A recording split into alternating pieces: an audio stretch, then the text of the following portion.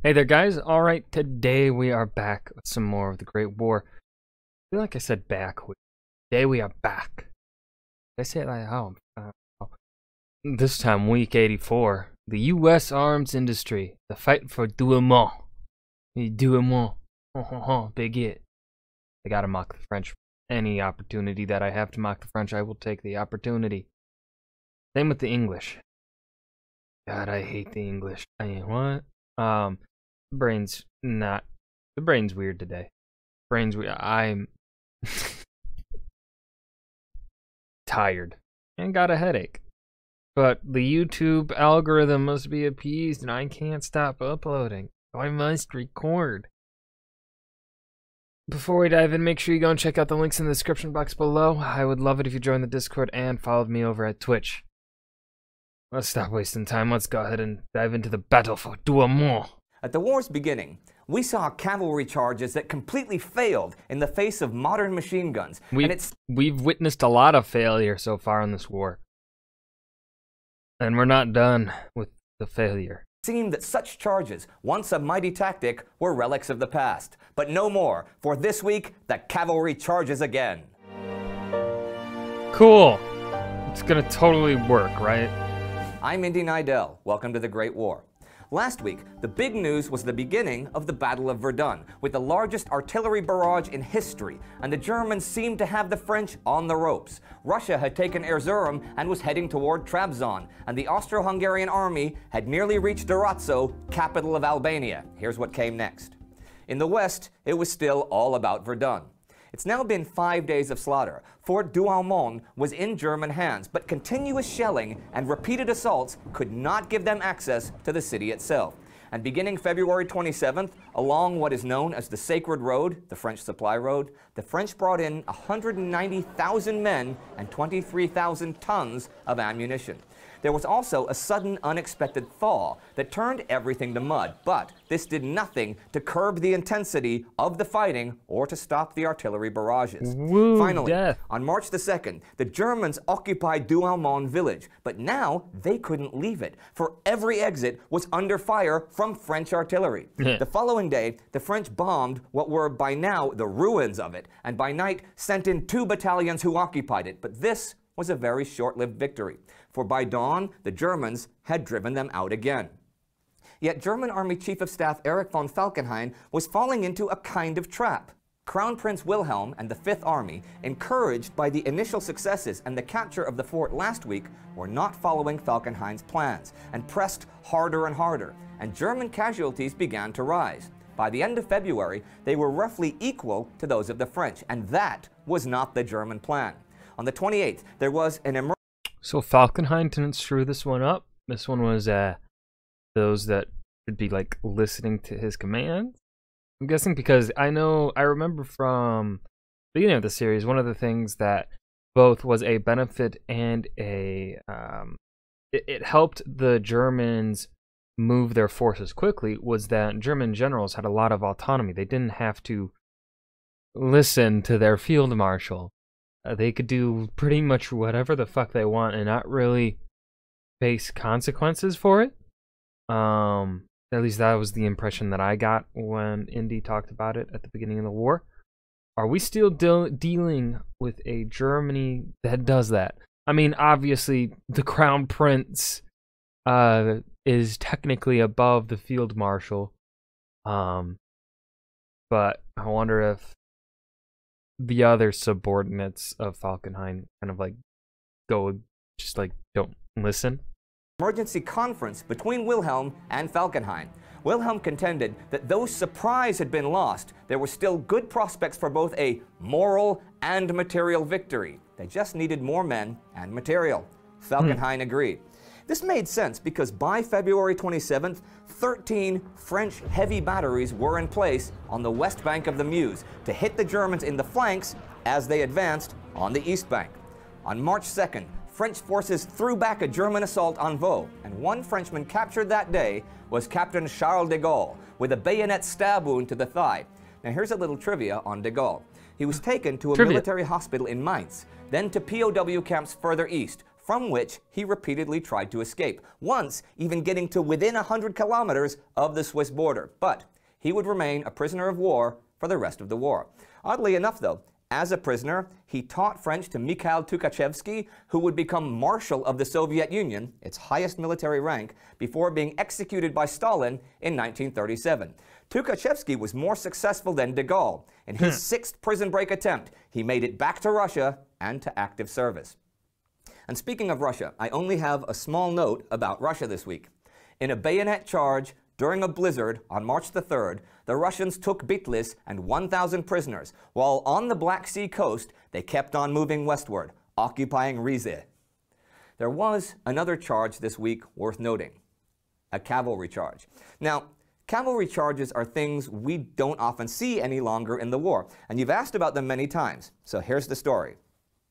The Senussi forces on the Libyan front were well armed by the Ottomans and were led by Ghaffar Pasha.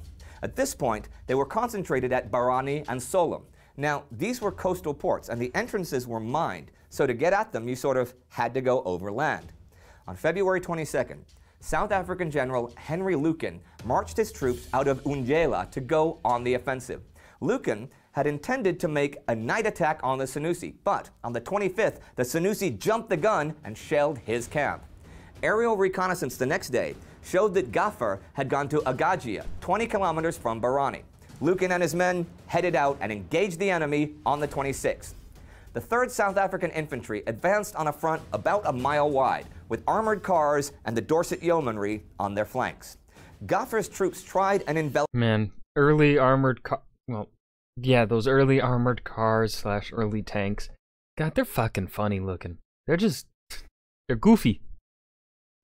They're so weird, but I love the weirdness of them. Developing action, but the 1st South African Infantry, in reserve, prevented this. And when the 3rd Infantry broke through the Senussi lines, it was Colonel Souders' Dorset Cavalry's turn. As the Senussi began to retreat and regroup, the mounted troops moved parallel to them, and at 3 p.m., the Dorset Yeomanry turned and charged in 2 lines, even under machine gun and rifle fire. The charge completely broke and dispersed the Senussi, and Ghaffar Pasha and his staff were captured. Losses among the cavalry and the 3rd South African Infantry were severe, but they had carried the day and achieved complete success that was especially notable for the perfect coordination between infantry and cavalry. Barani and Solom were occupied without further resistance. And another occupation, a major one, was also in progress in the Balkans. In Albania, on the 26th, as the Austrian forces approached, Italian forces evacuated Durazzo, the capital, and the following day, the Austrians occupied it. Esad Pasha, the closest thing the Albanians had to a leader at the moment, had gone to Naples, where he set up a provisional Albanian government. One result of all of this was that now, the only position the Italians held in the Balkans was Avlona in Albania, which caused concern at home because it didn't bode well for the Italian plans for making the Adriatic an Italian sea. And there was a lot going on at sea this week. On the 26th, the French transport Provence 2 was torpedoed in the Mediterranean. 930 men died, 1,100 survived. On the 27th, the P&O liner Maloja was mined off of Dover. 155 lives were lost. And on March the 1st came a new development. Germany decreed that every ship belonging to an enemy and carrying a gun would be considered an auxiliary and torpedoed without warning. This was not going to sit well with neutral nations who had citizens traveling on foreign ships that were now at risk, nations like Portugal and the United States. On March the 3rd, Portugal seized 38 German and Austro-Hungarian steamers at port. The Germans demanded that the ships be released within 48 hours. And what of the U.S.? I'd like to look there for a minute, actually, but not at shipping. One interesting thing about the U.S. military, it was well-armed, but not well-manned. Nor historically well led. Man, I still remember, it's been over a year now since I took this class, but it was a class on U.S. military history. And let me tell you, U.S. generals are absolute garbage. we've had maybe 2 or 3 good ones, I'd say. Grant, I would put up there. Robert E. Lee, no, would not. He's fucking overrated as hell. And also, Grant kicked his fucking ass. Grant knew how to wage a war. Lee did not. Lee knew how to fight. Lee knew how to fight battles. He did not know how to wage a war. That's how I'll say it. Generals, how I look at it in terms of military, side tangent here. On my thoughts on ranking military generals and leaders and stuff like that, is not on their ability to wage battle, but on their ability to wage war. If they can wage a war, they are a far better general than the one that can win a battle. Because, yeah, the one that can win battles, sure, he might win some battles, but eventually he's going to fucking lose because he can't wage a war. And that's what we saw with Robert E. Lee, because he couldn't fucking wage a war. He didn't know how. That was not his skill set. His skill set was winning battles. He could win a battle, not a war. He needed someone above him to fight a war while he fought the battles. That's how I view it. Grant could do both. It's like the best of the generals, best generals ever are the ones that can fight, that can win a war and win battles. They can do both. Grant, I think, is one of those people that could do both.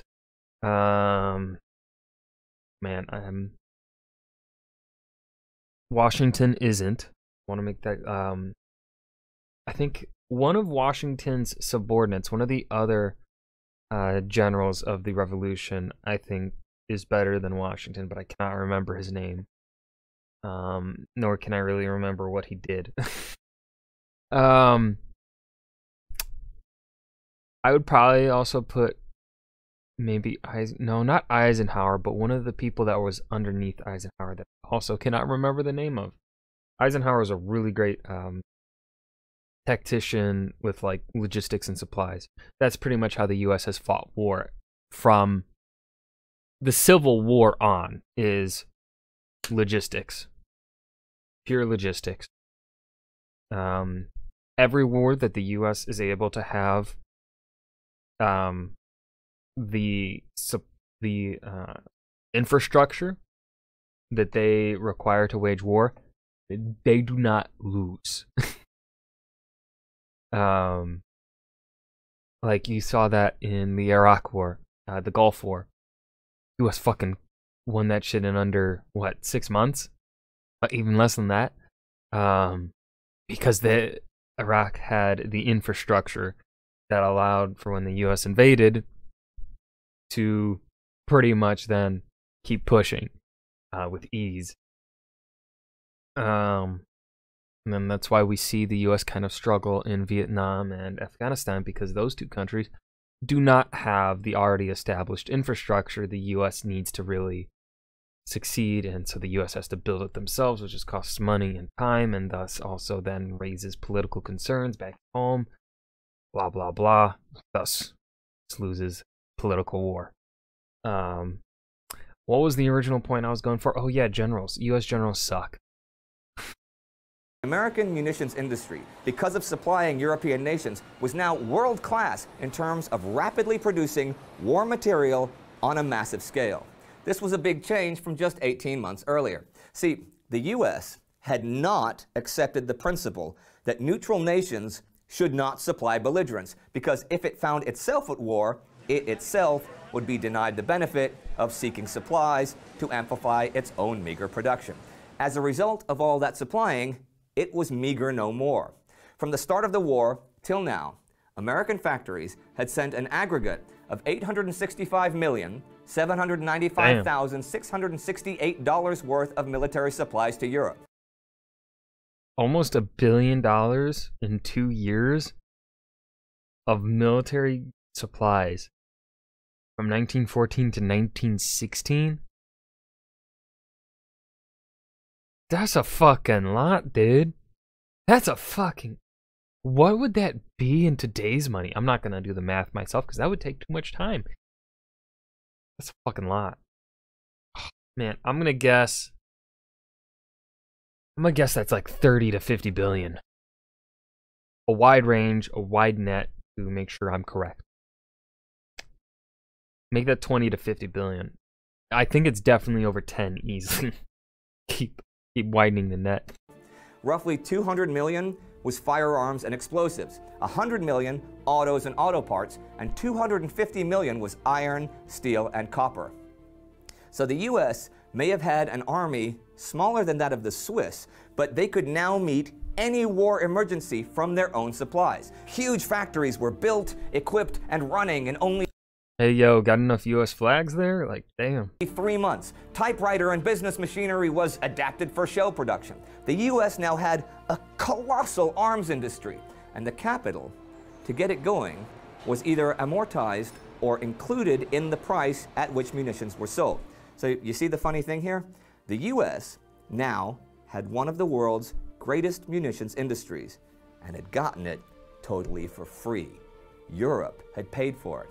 I just thought that was pretty interesting. See, that's fucking back when the US was a creditor nation, but now we're a debtor. Really, I mean, it's so weird. Like, every nation's in debt. Like, it doesn't, I don't know. It's both confusing and makes sense at the same time. And so another week comes to the close. The Albanian capital in Austrian hands, the Russians still on the move in Turkey, the slaughter continuing at Verdun, and a cavalry charge on the Libyan front. I have to admit, it is nice to write about a cavalry charge. Well, as nice as anything in this war can be, particularly on an all but forgotten front. It sort of fools you into thinking that this isn't modern war. This isn't tens of thousands of deaths in a single day in an area you could walk across in a few hours. This isn't the great monuments of history, some of man's greatest achievements being blown to pieces in minutes with human remains littering the blasted countryside. You could even, for a moment, think it was a quaint past war with some semblance of honor and chivalry. But we know better. There is no honor and no chivalry in modern war. If you want to know more about one of the first... And that was the US arms industry, the fight for Douaumont, the Great War, week 84. This was another good episode. There's plenty to talk about here. Mainly because also I kind of know a bit more on US military. It's because I fucking took a class on it. That it was whereas I never really took a class on any of the European countries specifically, where World War I was mentioned in great detail. So the USA, though, I can talk about. So yeah, I hope you guys enjoyed. Remember to hit that like button and subscribe for more, and I will see you guys in the next video. Peace.